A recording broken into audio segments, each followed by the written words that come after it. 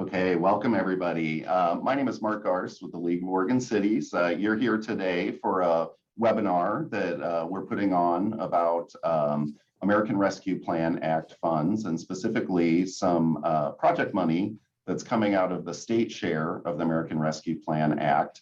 We're joined today by some great partners from agencies. We also have some of our local government partners with us. But if you're on this call, hopefully your city, county, district is one of the lucky winners, really, from the Christmas tree bill out of the 2021 session. So I'm going to go ahead and share my screen here.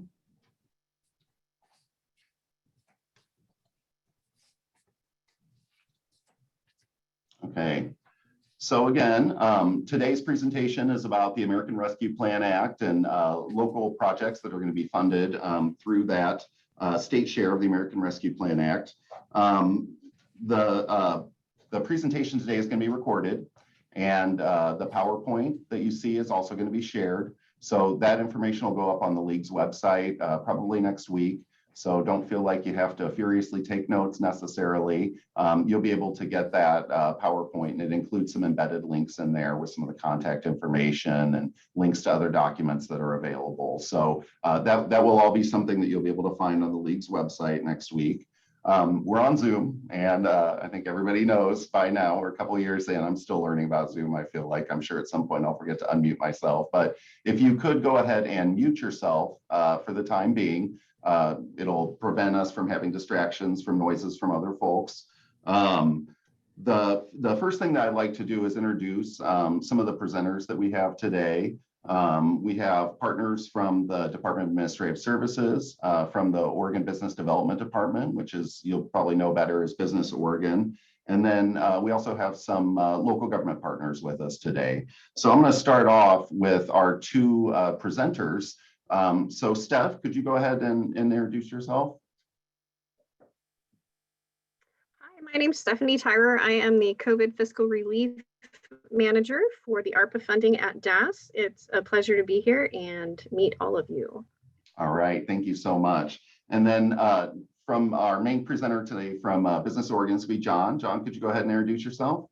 Yeah, I'm John Unger. I'm a Program and Policy Coordinator with Business Oregon, and I have a focus on water programming.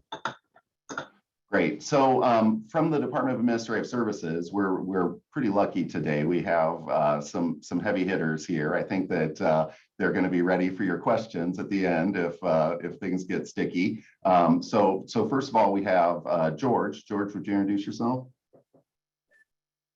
Sure. Hello, folks. I'm George Naughton. I'm the Chief Financial Officer for the state of Oregon. The ARPA money that has come into the state of Oregon comes in through Chief Financial Office, through staff's team, who you were just introduced to, and then out to agencies. We also have some that are direct payments, which are the 240 million of member projects, but that's why we're here. Great, great. And then we also have Kate with us. Hi, everyone. I'm Kate Nass, and I'm the Deputy CFO. So you get both George and I today. So Excellent, thank you. And then our last agency person on here is going to be Ed. Hello, Ed Tabor, Programs and Incentives Manager with Business Oregon, and we got the right person here with John Unger. Any water-related questions he'll be able to take care of. Terrific, terrific. And then we also have some local partners on today. The League is hosting this, but we've been working with some other groups. I know that we have a lot of folks registered from counties. We have folks registered from ports, from special districts. And so we have some partners. I'm not sure that both of them are on yet, but Mark, could you go ahead and introduce yourself? Yeah, thank you, Mark. And thank you for hosting us and allowing us to hook our caboose to your locomotive on this. I'm Mark Landauer. I'm a lobbyist with the Special Districts Association. I'm also the executive director, defined as lobbyist for the Oregon Public Ports Association. So again, thank you for allowing us to participate in this, Mark and other folks. I'm really appreciative that you allowed us to partner with you on this. So again, thank you. Great, appreciate it. And then I know that we've been working with Association of Oregon Counties too. I did not see if either Mallory or Tyler has made it in yet, or were either of you? Yes. I made it. I'm late, but I made it. Thank you No, so you're much. right on time. Perfect. Mallory Roberts with the Association of Oregon Counties. I do transportation and community development policy. Echoing Mark, thank you so much to the LOC for putting this on and to our agency partners for being here. Thanks. All right, terrific. And then anybody else from your team able to join yet? Is Tyler on, do you know? Or? I think you just got me right now, Mark. Sorry. Okay, perfect. So I think we'll have somebody else joining later, but that's who we have for right now. So if you've been to one of the league's webinars, you've heard this disclaimer. We're going to be talking today about, some rules around the American Rescue Plan Act. There's going to be a lot of good information for you, but I wouldn't want you to think that this is legal advice, either coming from us or from the agencies, right? This is, you all have your own attorneys. I am not an attorney, and I'm certainly not your attorney. And so, for cities, we always say, talk to your city attorney. If you have questions, if you read the guidance, if something doesn't make sense to you and you have a question at the end of the day, the person that you really want to rely on is your city attorney. So please don't consider this to be legal advice.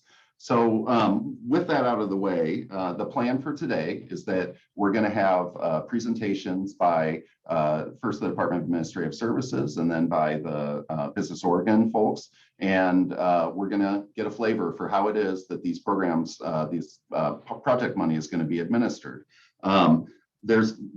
The biggest thing that I think that we could get out of this is answers to your questions. I know that, here at the league, we've got a lot of questions from folks. Obviously, the first question is always, where's my money? But I think that we're going to be able to give you, some information there, and then also some other really good information, things that you need to look out for as you administer these project grant funds.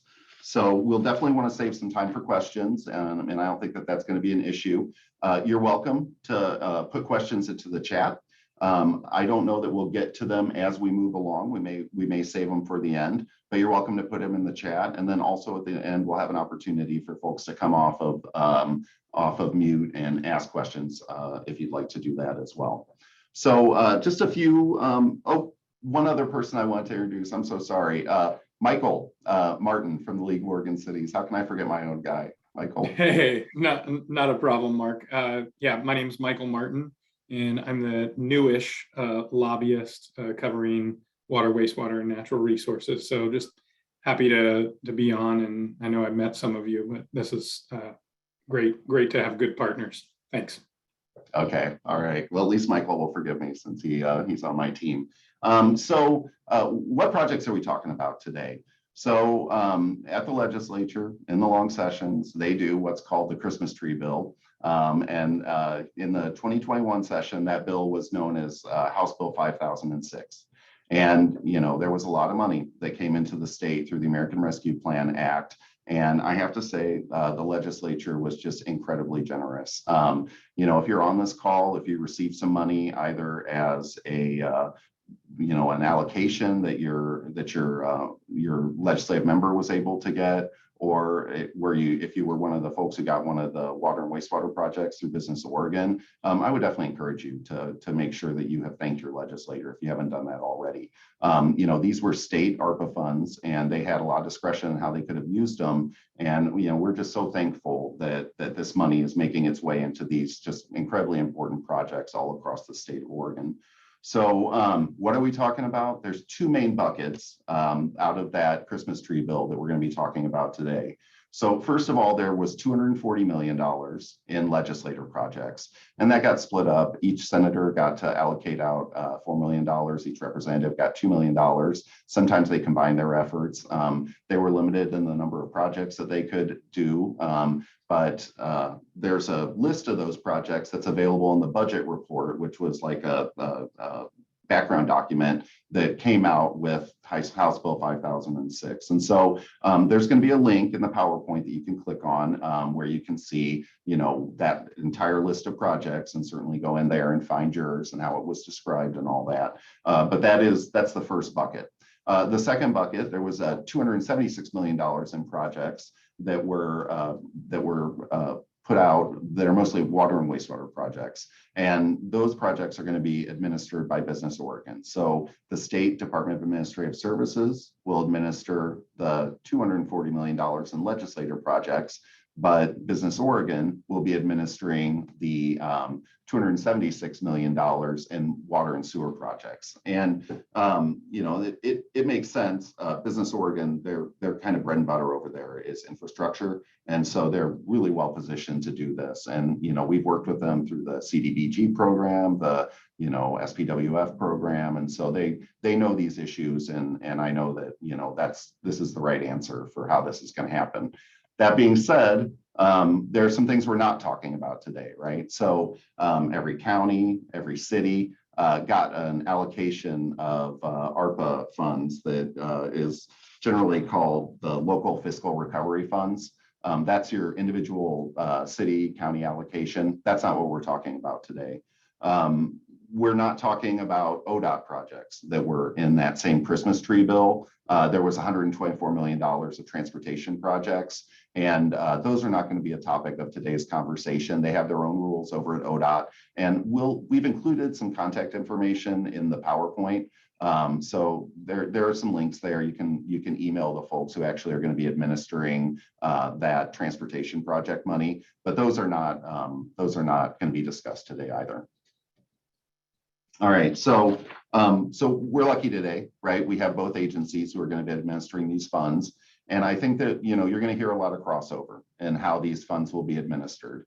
Some of the things are going to be the same, right? Just like local governments, the state is bound by the Treasury final rule, the guidance that's come out from the U.S. Treasury Department on how the American Rescue Plan Act funds can be used. And so, you know, both agencies are going to be operating under that general framework. That being said, there are going to be some differences that you're going to hear today. For the $240 million in Department of Administrative Services projects, those are going to be categorized under what we call the revenue replacement category, right? So the American Rescue Plan Act had a number of different categories for spending, and I think Steph is going to hit this a little bit more. But one of those categories, the most flexible of those categories, was called the revenue replacement category. And what the feds basically said is that, you know, if a government has experienced a loss of revenue since COVID started, then they can spend up to the amount of that loss on revenue replacement, which can be used for general government services. So, you know, the Treasury's come out and they've said that general government services basically means all the work that government does unless it's been specifically excluded in the guidance. So it's super flexible. When we first saw a lot of these projects in the $240 million legislator bucket, we were concerned that some of these may not qualify under various parts of the ARPA guidance. But the state has decided at this point that you know, they plan to put all of those projects under the revenue replacement category, which will give considerably more flexibility and really alleviates a lot of those concerns about what projects may or may not qualify.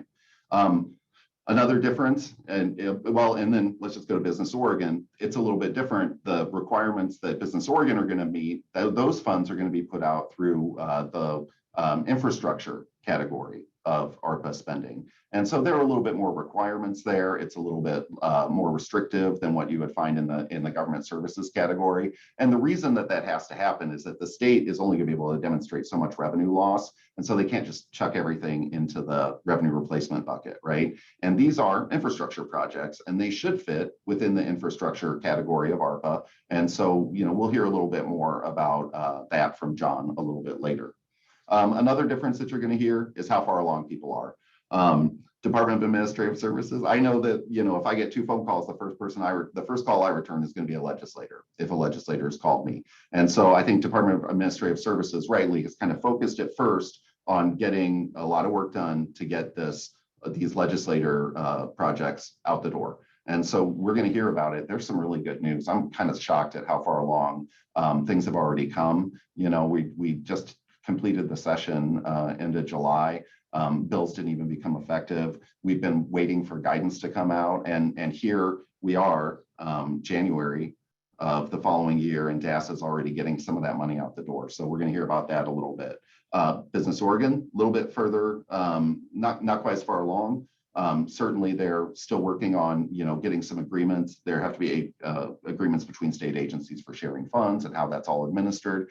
And, that, again, that infrastructure guidance is a little more complicated. So a little bit slower timeline on that one, but we'll hear more about that later as well. Also, there's going to be some differences on what reporting is required. Again, government services is pretty flexible, but I think that, we'll talk about what has to happen on the infrastructure projects. So that's a little highlight of what's coming. And I think we'll just go ahead and kind of hop right into things here.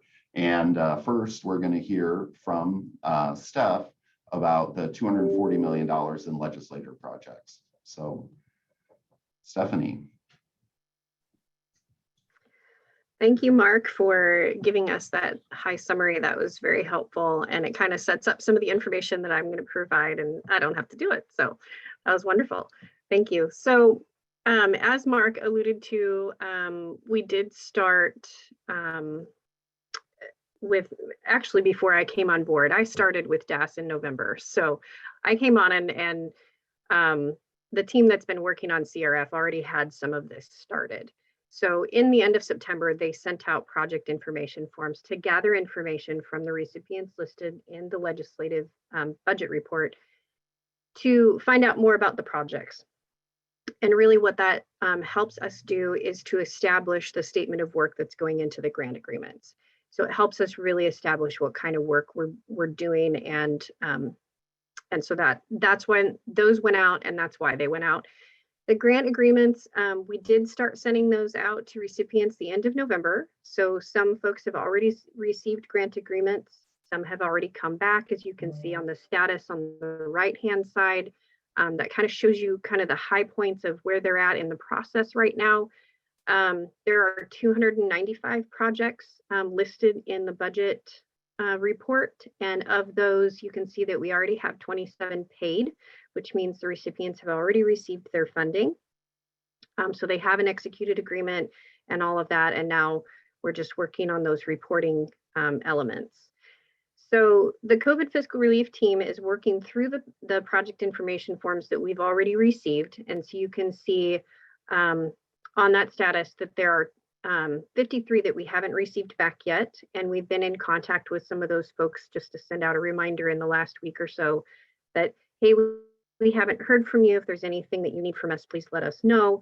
There's no current time frame on when those have to be returned. We just want to be mindful that, there is a deadline on the funds, and some folks have projects that could extend deep into the time frame. We just want to be helpful to be mindful of the calendar on this funding. So as we receive them, just a little bit about the process. So we receive them in via the State Fiscal Relief Fund email. And then we have to review the project information forms to make sure that we don't have any questions about the project. Sometimes the forms that we receive in have a different recipient named, so we have to go through and kind of match those up to make sure that they're still in line with the legislation. And then we work with the recipients to clarify anything that we need. So we also have been working with different recipients because there's been requests that need to go back to the legislator to change those projects. For one reason or another, maybe the project has that was identified in the bill was slightly different than what it's actually coming out to be several months later. It happens. Or maybe the recipient, after we go through this process, maybe the recipient needs to change, and it would be better if it was run through another recipient. So those requests have gone out to those that we knew that needed those changes, because that legislative change needs to happen in this next session, in the short session in February. So we're receiving letters back from those recipients now to make those changes to the actual bill and the budget report.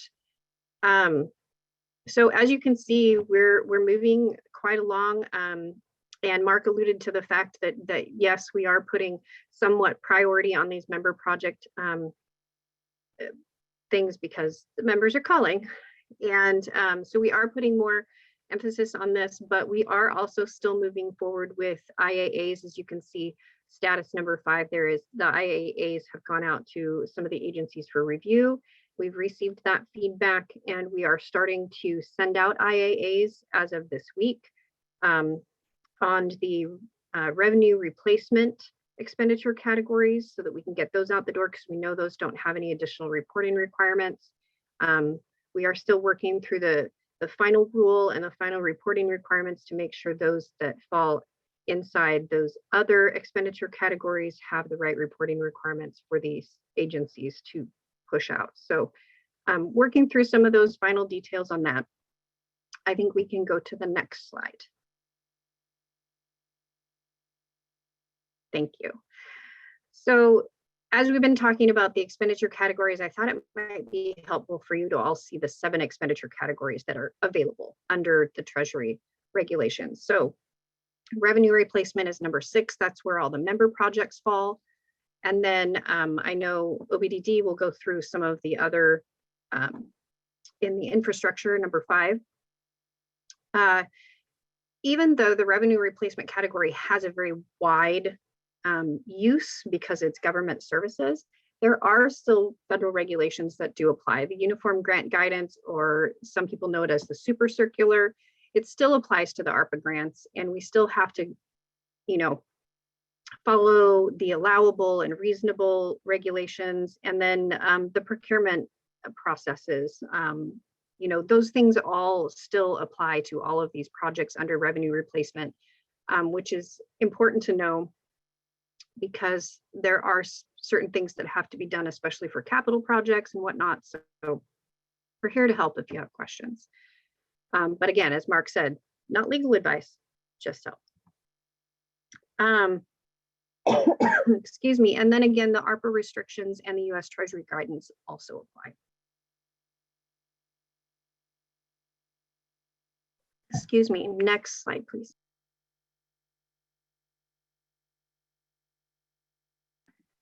So to get a little bit more into the grant agreements, some of you may have seen grant agreements come out yet. In the email that you will receive from us on the grant agreements, we ask you to review the grant agreement and then let us know if you have any questions about different parts of the grant agreement that we can potentially modify depending on your project. Much of the grant agreement is legally sufficient documentation that has come directly from Department of Justice. So some of it is absolutely not, we're not able to modify, but some things in the appendices where we get into the statement of work and some of the insurance stuff we can discuss as needed. But I think the biggest thing here is the statement of work. So like I alluded to in a couple slides ago, the statement of work for the grant agreement comes from that project information form where you describe your project.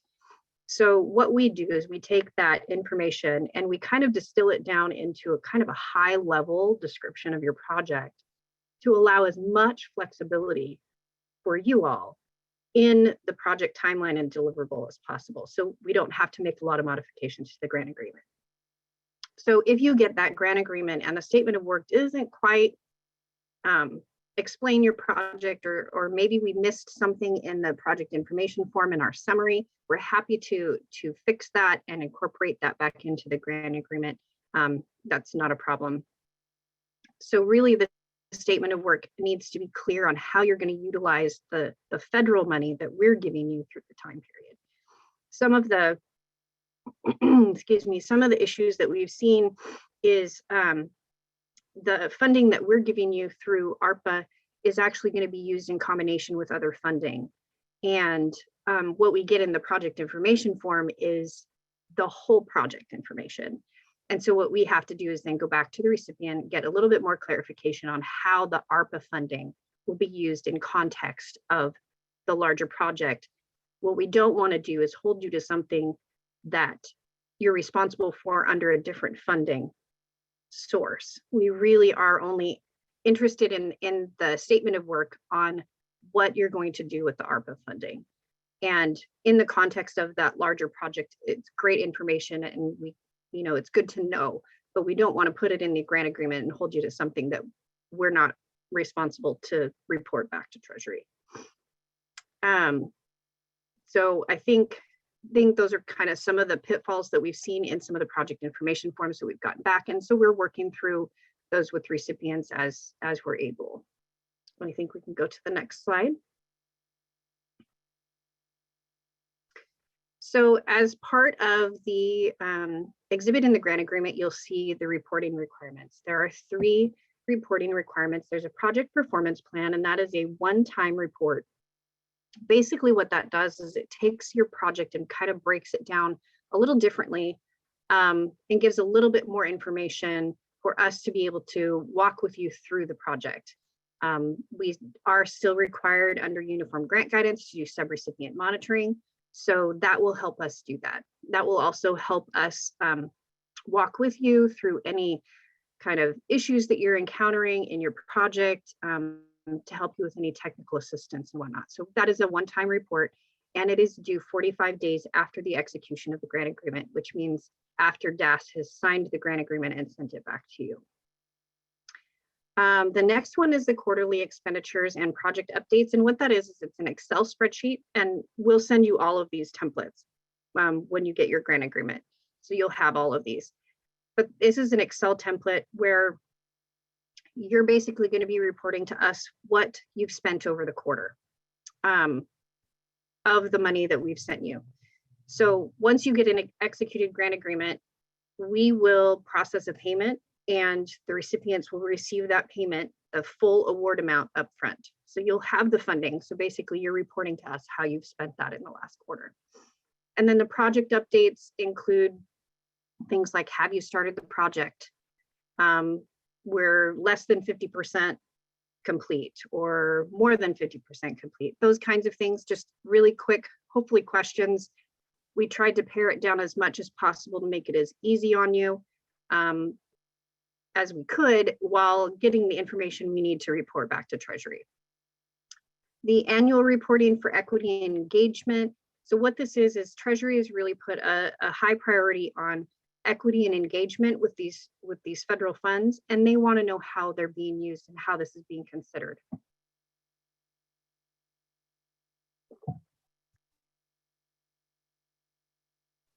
Excuse me. Of course, I'm doing a presentation. I get the coughs. So anyway, so this is really because Treasury has asked us to let them know how this funding is being considered in equity and community engagement. Some projects obviously don't have a lot of that. If you're just replacing lost income, it's not going to be applicable. So in the grant agreement, these say required if applicable. So this is just an annual report. Those are due July every year.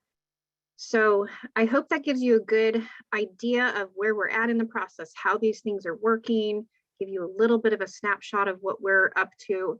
My information is there. That is the best email. I could give you mine, but that truly is the best email to contact us at, because there's more than just me watching it. And you're likely to get a much quicker response at this point. So the other good news is we have grant managers. We are trying to get them hired on now. We had interviews, so we're in that process. So hopefully soon we will have some announcements for folks on who their grant managers might be, to have a little bit more individualized contact and get even a little bit more response from us at this point. So more good things to come. All right, Stephanie, thank you so much. That was great. Certainly a few takeaways there. 53 folks have not sent in their initial project information form, and that's a little disappointing to hear. I think I'll probably be following up with a list of cities, or asking for a list of cities that haven't responded yet, so that they can get an annoying phone call from me. But certainly if you haven't gotten those documents in, you would want to get that in as soon as possible. And I know that when folks were originally working on those forms, we had conversations with a lot of people, and always emphasized that as you write up your description of your project, you should always try and tie it back to COVID, and make sure that you're kind of sharing how the project is going to address issues related to the pandemic. Mark, we'll need to chase down those forms. What are they called again? I want to make sure we've gotten them and have done them. Sure. Stephanie? So, They're called, yeah, they're called project information forms. And the email that came out from DAS went out September 24th. And we used the contacts that were provided by LFO. So it's possible that they had a contact of somebody in your agency or your city that maybe you wouldn't expect. Thank you. Hey, Mark. yeah, go ahead. Sorry.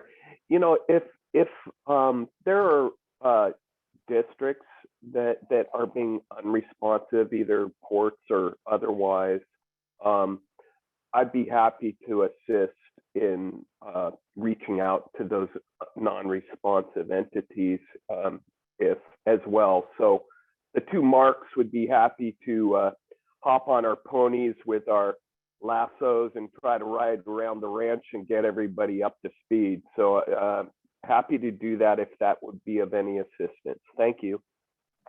And I'm sure there are no counties that are slacking, but if there were, I'm sure that Mallory would be the person to make sure that that they know what's, that they're behind a little bit here.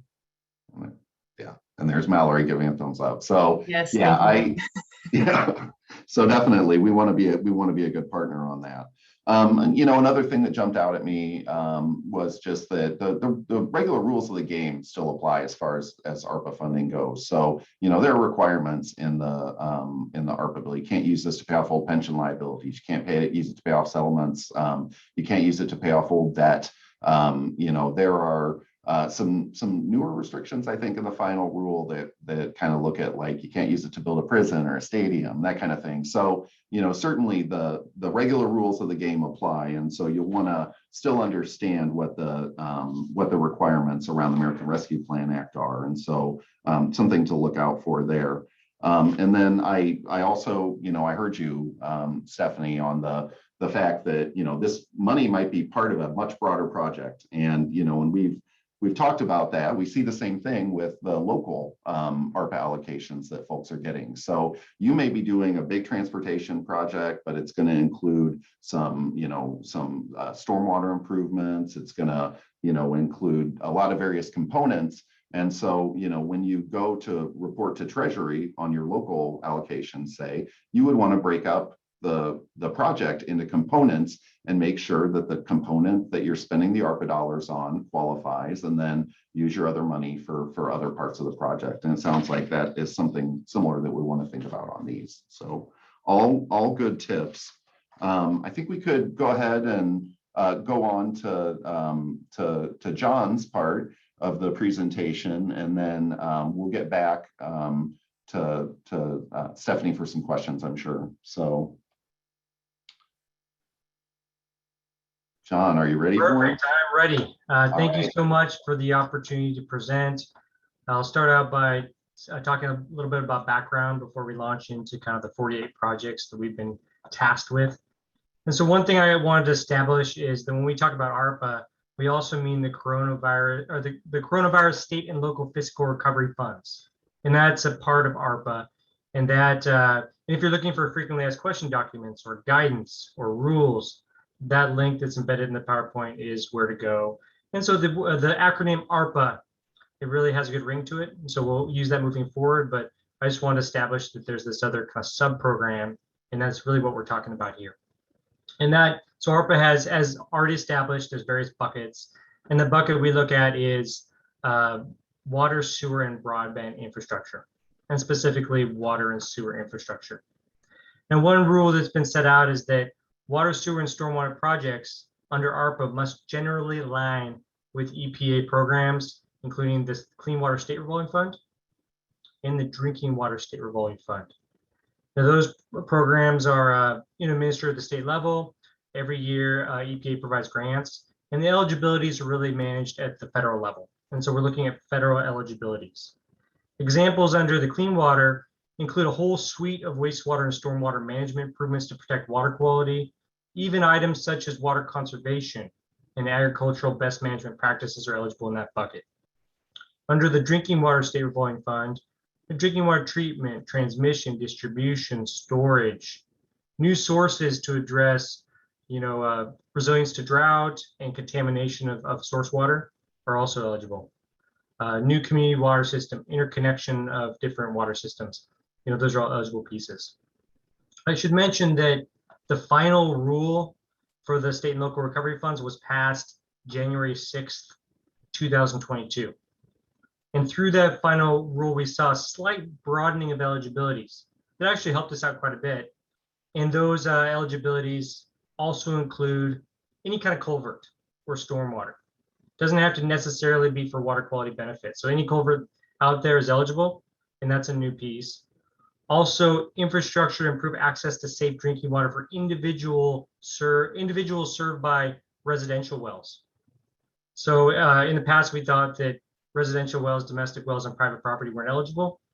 Well, now we know that they are, so that's a real boon for the state. There's also stuff like dam and reservoir rehab if it's associated with drinking water need, and so that's another piece. But there has been a slight broadening there. Next slide, please. And John, I'll just note too that if you see here behind the Clean Water State Revolving Fund and Drinking Water State Revolving Fund, John's linked to a couple of documents that kind of outline what's allowed under those programs. And when we post this on the website, we'll make sure that those links are active so you can get to those documents. And so one thing we were really pleased to see is that the ARPA funds have a streamlined federal requirements. So whenever folks think of federal funds, they think, oh boy, what are those strings attached? What do we have to worry about here? Well, there's still relatively minor federal requirements, some of which have already been mentioned. Also like registration in the system for award management, SAM. There's going to be reporting requirements, but there's no American Iron and Steel, no Davis-Bacon. The projects aren't subject to the National Environmental Protection Act or NEPA. Of course, all state and federal permitting and other regulatory requirements apply. So it's not, and of course, generally contracting law applies, but it was nice to see that these ARPA funds aren't hindered by complex or burdensome regulations. So as far as a little bit about timing, the guidance describes that infrastructure funds are intended to be used prospectively to cover eligible costs incurred after March 3rd, 2021.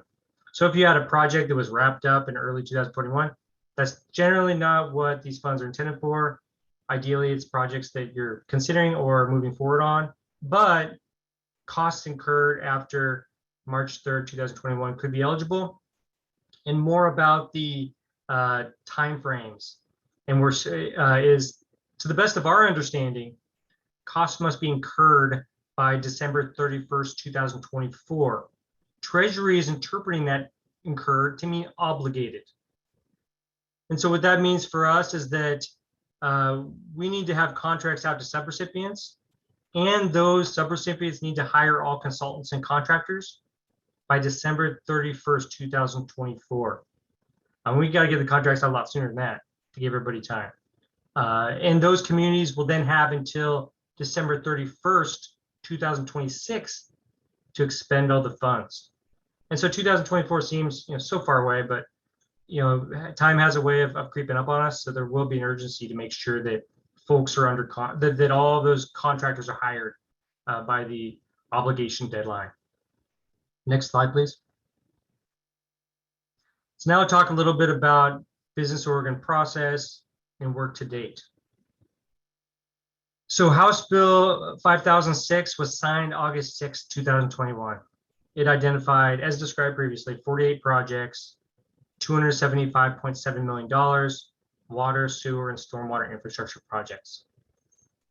We then put together a project information form and got it out the door to recipients in September of 2021.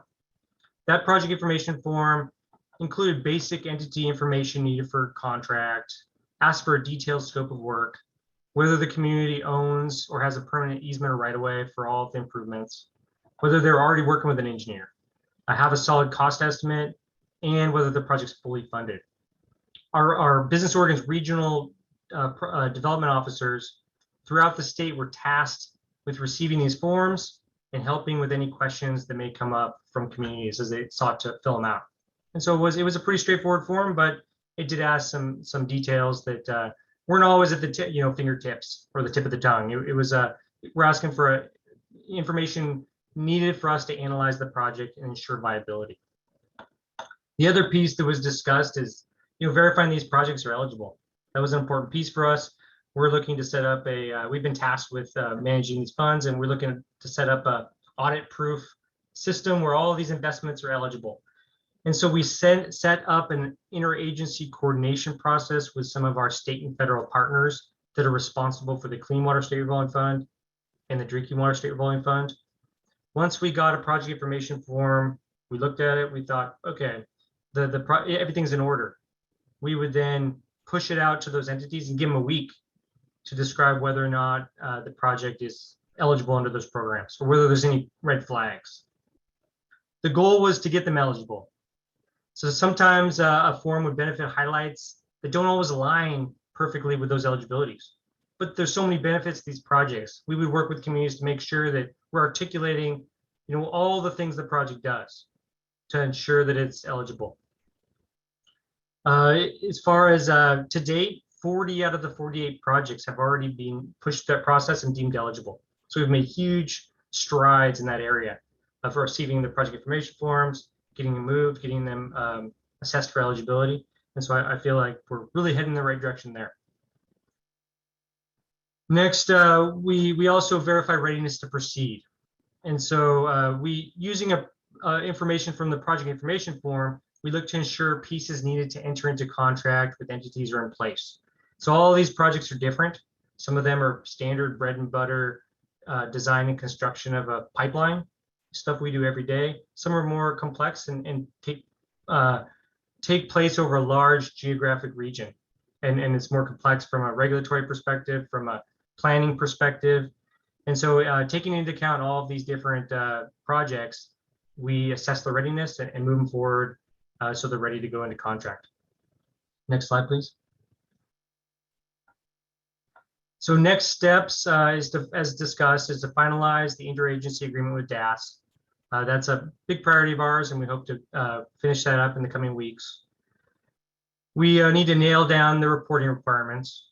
So certainly it's a matter of analyzing the interagency agreement, analyzing the Treasury guidance, and making sure that we're articulating and identifying all of the necessary reporting requirements, likely quarterly reporting, potentially having to report on the infrastructure types that we're funding in those different categories. So we're working through that process to make sure that we can get these contracts going.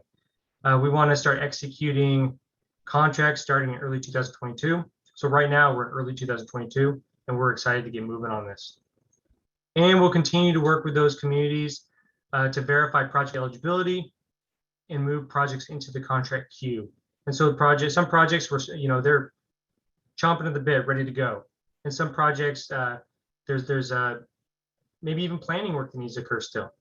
And so those that aren't quite ready to go, or those that may need a legislative fix, or whatever that is, we're working closely with them, articulating their issues and making sure we could help them. And as far as the agency contacts go, our regional development officers, they're the ones tasked with working communities for this project development phase. We're also going to be bringing on some new project managers in the coming weeks.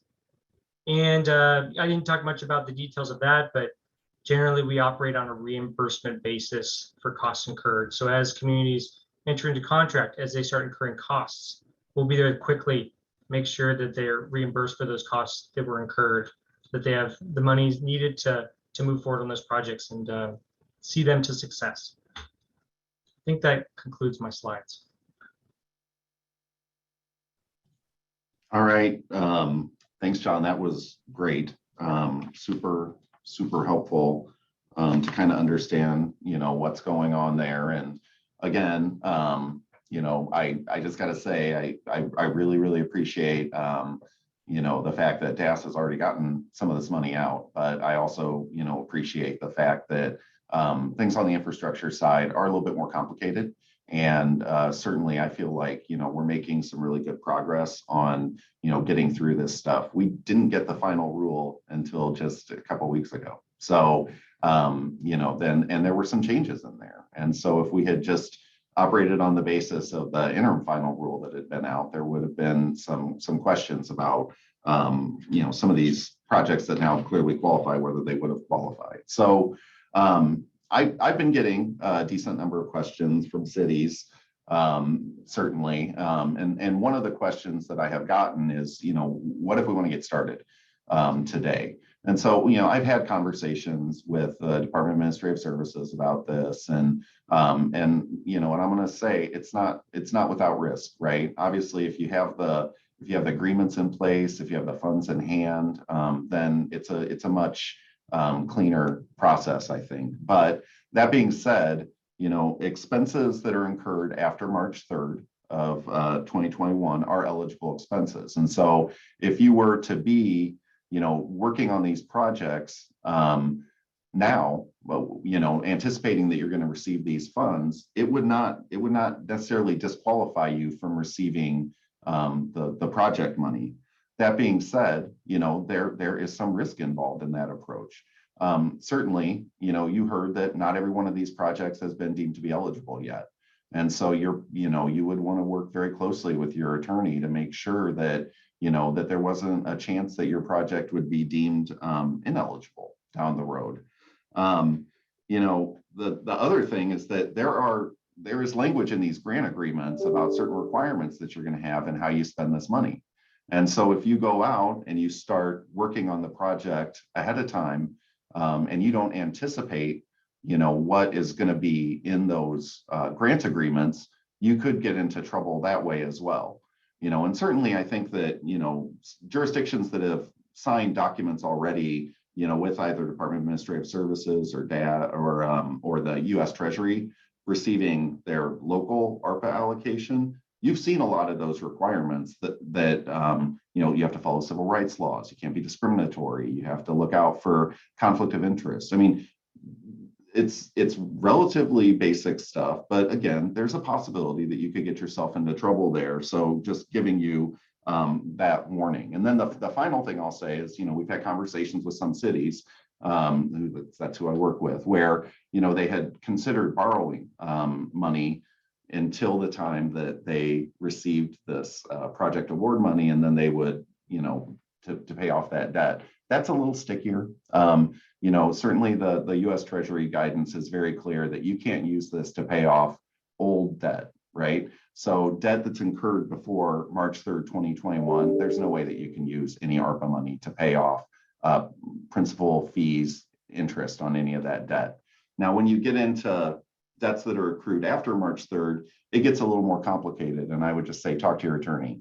But the way that the guidance reads, and this holds for the final rule, is that certainly costs of issuance of debt, so the fees that you might pay, borrowing fees and interest, those are not ARPA eligible. But there's a question as to whether that principal on debt that's accrued after March 3rd, 2021 would be eligible. So definitely want to work with your attorney on that. But I know that, we've had some cities, for instance, where they are looking to close on a real estate transaction, and it's very time sensitive. And, and they were really looking at whether or not they were just going to go ahead and have to move forward to make sure that they could perform on the transaction. Then, they took the risk that, something could happen that would make it difficult for them to get reimbursed later. So, like I said, one of the most important things I think we're going to get out of this is your questions, and so happy to answer any questions. Certainly, my first question is just, have there been are there any pitfalls that we're aware of right now, things that could get recipients into trouble early on, things that you might have noticed, and anything that you kind of want to highlight for folks as far as what could get them into trouble. And happy to hear from both of you on that. I could start us out here. This is no means all inclusive. I think one concern that I've noted is the potential for cost increases, the volatility of costs. So if you assessing your project to see if there's any risk of cost overruns. Many of these projects don't have a big construction contingency budget. And so what would happen if costs came in higher? Would you be able to reduce your project scope? Would you be able to come up with money elsewhere? And so just kind of being cognizant of the potential there. Also, competition for contractors. If you wait and we have these deadlines to hire the contractors, and there's an unprecedented influx of federal monies into the economy, and contractors, from what I hear, they're pretty, they got plenty of work. And so is there going to be a risk if you wait too long in being able to find quality contractors? I think the final thing I would mention is that waiting too long to engage on initial steps. Some folks are ready to go. Maybe the design's already done and all they need to do is build the thing. Some other projects may have some feasibility level work that needs to be done. They have some local capacity issues. And so for the Business Oregon 48, please communicate with us about your needs. Please communicate with us if you have any concerns about capacity or where you need to go from here. We're here to guide projects and assess the timeline and make sure we can get these things successfully built. And so I think communication is a way to kind of to fix a lot of these pitfalls. Okay, great. Steph, do you have anything to add? I know you kind of hit some of the potential pitfalls in your part. Yeah, and I would just echo what John said, really. We have a lot of projects under the legislative member identified projects that are also construction or related. And so really just communicating with us if you're running into hiring contractors and anything that could potentially affect your timeline. Those are things we obviously want to know so that we can help you the best we can resolve the situation or even help you adjust your project as needed. Given the fact that legislators are involved in these projects, it'd be even more crucial to have that communication so that we can communicate back to the legislators and modify projects through the legislative process if we need to. And so I think just wanted to echo on to that, but really I think the biggest pitfalls we're seeing right now is just the project being communicated on a super high level. So we need more information, or a super low level, like super detailed, and we need condensed information. I did hit on quite a bit of the pitfalls, but I think those are kind of the things that we're seeing right now. And of course, as we move through these processes and we get grant agreements done, we'll find other pitfalls that come forward, right? But I think John hit the nail on the head. Communicate with us if you're having questions, problems, we can help work through. Yeah, and I'm gonna just kind of emphasize something that you said earlier too, and that is that, there may be a little bit of an ability to modify some of these project descriptions, but that needs to be done through legislative action. And so that probably is going to mean the short session. And, not everybody on this call may be super familiar, but, we have cycles where we have a long session and short session. And the session that's coming up, it runs through February and just into the first week of March, and it goes very quickly. So if you are looking to get something, a change in your project that would need legislative approval, you need to be on top of it the day that session starts, which is beginning of February. So I would really, really think hard if you're realizing that you're behind right now, and reach out to these folks. Okay, so any other questions that you guys have heard coming from folks? I know I get the question all the time, where's my money? But I think you guys have done an excellent job of answering that question today. But are any other questions that you've heard that you have a chance to say it here to almost 100 people and not have to say it 100 times? I could throw out a couple of questions that come to mind. One has to do with some of these projects that have, a huge scope, and there's really a lot of sub projects within a given award. And so they say, well, this is, how are we supposed to lump this all together?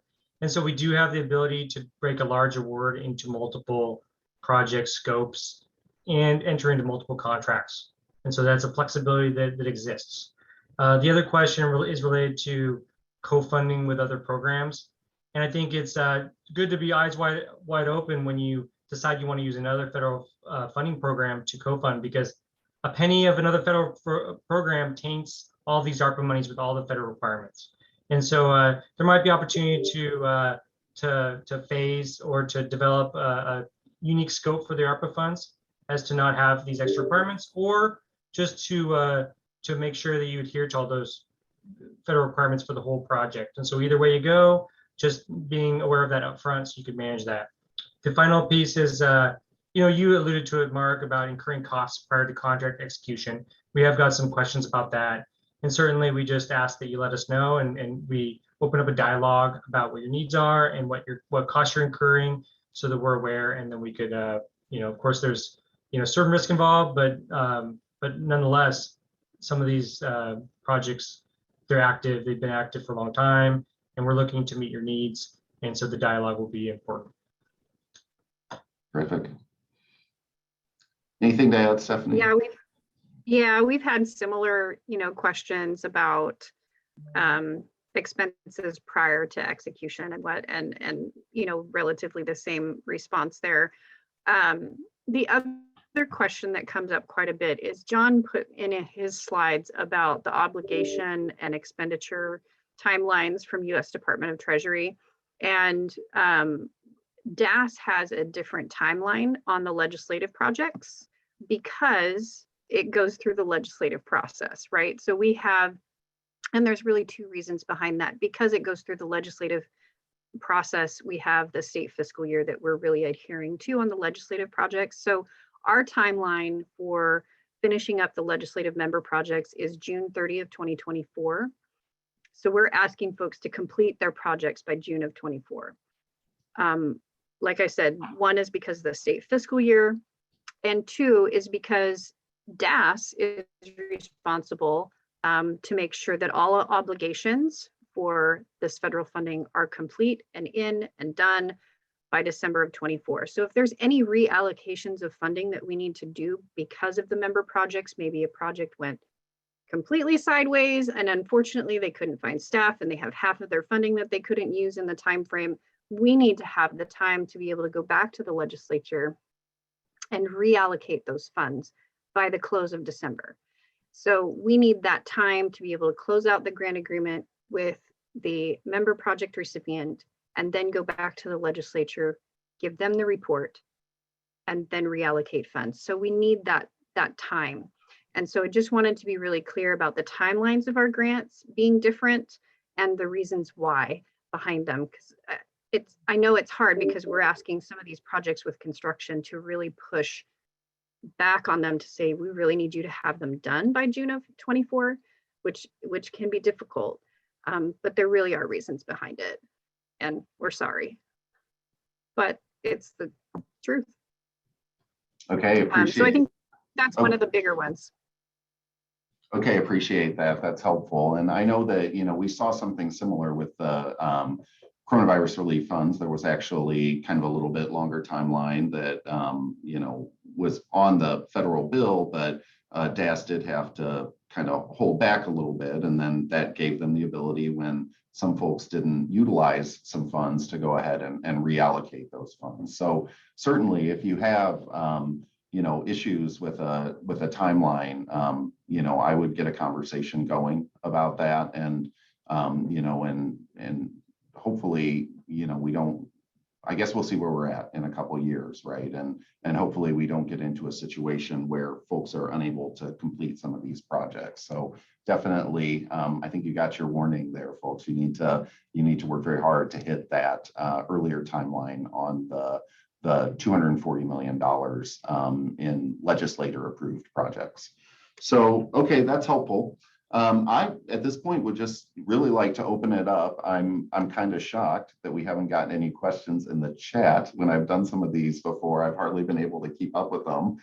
Maybe this is just a lot of information coming at folks, or maybe our presenters have just done that great of a job. But certainly anybody is welcome right now. You can just feel free to speak up. You can raise a hand and we will try and get it. Question, will this PowerPoint be shared? Yeah, absolutely. It'll be on the League of Oregon Cities website at the very least, and it'll have the links active, and that'll be done next week, I would say.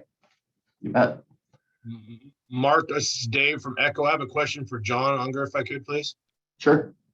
John, I appreciate your candor and your explanation. I working with Randy Croft. The city of Echo was blessed with 2 Christmas tree projects, one very large one and one on a very tight timeline because of DEQ requirements. So I guess I heard your comments a couple times about cities chomping at the bit. We're at the point where we've been approved through your process and just kind of chomping at the bit. Well, I'm actually running up against some pretty tight walls. And so I'm really hoping to see these contracts come out soon. So early 22, the better. That would make our lives a lot easier, especially with the other funding agencies involved. So I just wanted to bring that up, make sure that it actually is becoming a crisis for one of the projects if we don't get this done soon. So thank you. Absolutely, and I'm aware of that. And Ryan's been very communicative of the city's needs. You know, he's done everything to move the projects into the contract queue. And so you guys were one of the first projects that have been, you know, got all the way through the process of defining the project and being ready to enter the contract. And so absolutely heard loud and clear that you guys are ready to move and are eagerly awaiting a contract. Thank you very much. And Ryan is doing a great job. I have no complaints. I appreciate it a lot. Okay, other questions? This is Chuck from Crescent Sanitary District. I have a question for John Unger, please. Go for it. Hey, Don, I know that we've talked a lot and we had a meeting recently between the DEQ and the IFA. What I'm hearing today is that our project with bringing Gilchrist into our system was kind of deemed ineligible on our last conversation because we borrowed the money from IFA up front and completed the construction. We didn't start the construction until March 20th and didn't do any draws until I think it was early April of 2021. So I know that you guys were looking at things and trying to see how you could help us. We originally went to Representative Vicky Reitz Iverson to help fund the Gilchrist project because it was a project where by their ponds were leaching coliform bacteria and heavy nitrates into the Little Deschutes River. And so that was a DEQ requirement of them to fix their ponds. They could not afford that. So we took them on and spent the money, around $733,000, to reverse their effluent into our treatment ponds. So that's why we started that project. And at the time, I had worked with Vicki Iverson and her crew to try to get lottery bond money and also general obligation money to pay for that project. So citizens wouldn't have to take on that heavy cost and increase our monthly sewer rates to a point which was unaffordable for a lot of people. So somewhere during that process, we got locked into the ARPA funds instead. So my question is, I know you guys are working on this and I don't know where you are at it, but we were told we were ineligible to pay back any of those loan proceeds using this money. And that we were also ineligible for revenue loss. We lost approximately 150,000 plus money during COVID on our overall project because we had supply chain issues which slowed our project down, and we were not able to get our lift station installed to move everything to our ponds for over 10 months because they were back ordered due to COVID. So I'm just throwing that out for everyone to hear that that's one issue that Crescent Sanitary District has dealt with. And I don't know if you have anything to add to that, John, or not. Oh, not really. And I think it's challenging in such a large group to kind of get into the details. I'd say that it's an interesting question about, the timing of costs incurred. Generally, these are intended to be prospective in nature and not addressing something that's occurred in the past. But the timing piece is an interesting question. Mark Garst alluded to borrowing money to do work and the repayment principle is kind of an open question. We've also reached out directly to Treasury last summer and didn't really get a response about this question. And so we have this particular project flagged as one that may need a legislative fix. And so we'll continue to work with you to investigate that and explore that. And so don't hesitate to reach out to the regional development officer that you're working with, and we'll continue to have that dialogue to see if we could troubleshoot this and what possible next steps exist. That's great. I will reach out to Larry Holtzang and keep in communication with him.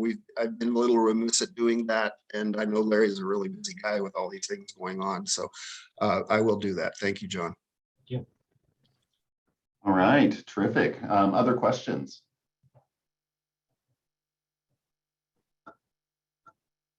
Oh my gosh, Steph is getting off so easy. John's getting all the hard ones, and you guys are just going to take it easy on Stephanie.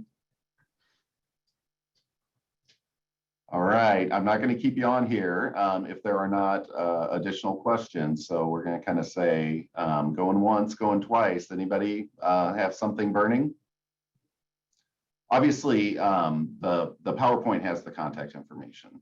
And I hopefully, if you got anything out of this, you got that, you know, there are two different agencies that are administering these funds. And so you know, you're not calling both of them. You're either talking to the Department of Administrative Services if you're in that 240 million of legislatively allocated projects, or you're talking to the Oregon Business Development Department, Business Oregon, if you're in the 276 million of, you know, water and wastewater projects. So there'll be contact information for both of that here. I just have to say, you know, thank you so much to folks from the agencies for showing up. First of all, you know, there are a lot of hard questions. They're still grappling with stuff. So there are still unknowns out there right now. And I think you heard a little bit of that today. And but we really appreciate the partnership that we have with both the Department of Administrative Services and Business Oregon. You know, I have to say that, you know, we've had some conversations up to this point, and folks have just been incredibly open, candid about, you know, both, you know, the good and the bad, and, you know, what we know and we don't know. And it just makes all the difference when you're, you know, when you're out there trying to answer questions for, you know, for my case, cities who are calling and asking about these projects. So, you know, just thank you very much. Thanks to all the folks from DAS and Business Oregon who came today, but especially thank you to Stephanie and to John for being willing to present and to subject yourself to a little grilling.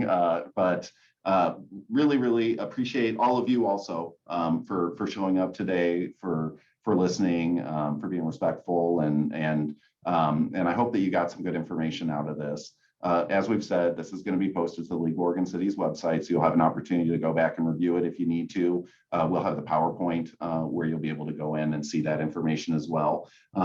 You also got your local contacts, right? So if you're a special district or a port, reach out to Mark Landauer if you have some more questions, and he can help to facilitate some communication there if it's necessary.